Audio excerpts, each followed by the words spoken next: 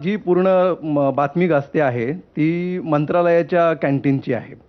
आणि त्याच्यामध्ये असं आत्ता समोर येतं आहे की मागच्या 2 दिवसामध्ये बुधवार गुरुवारी जी तपासणी झाली त्याच्यामध्ये 98% सगळ्या गोष्टी क्लिअर आहेत, असा रिपोर्ट दिला कोर्टामध्ये.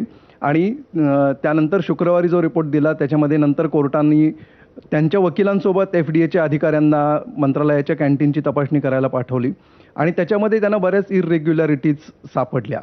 आणि त्यामुळे मग एकतर मंत्रालयाचं कॅन्टीनवर कारवाई करा किंवा मग ज्यांची याचिका होती त्यांना सुद्धा क्लिअरन्स द्या, अशा प्रकार. तर हे काय झालं म्हणजे तुमच्याकडून आम्हाला जाणून घ्यायला डिटेल्स आवडेल. माहीत नाही. याच्यामध्ये आज काहीतरी कोर्टात याच्यावरती हिअरिंग चालू होती एवढं मला माहिती आहे, पण त्या डिटेल्स मला अजून माहीत नाहीत. डिटेल्स आल्यानंतर त्याच्यामध्ये बघेल. बट सिम्पल एक आहे, माझ्यासाठी ती मंत्रालय जरी कॅन्टीन असेल तरी FBO आहे, प्रायव्हेट हॉटेल असलं तरी FBO आहे. रेग्युलेशन रूल्स तेच लागू आहेत. गेल्या 2 दिवसापूर्वी मंत्रालय चेक केलेलं नाही, 8-10 दिवसापूर्वी काहीतरी चेक केलं होतं एवढं मला माहिती आहे. त्याचा स्कोअर काय जो असेल तो ऑफिसरने, जो फूड सेफ्टी ऑफिसर असतो तो जाऊन चेक करत असतो, तो रेकॉर्डवरती असतो.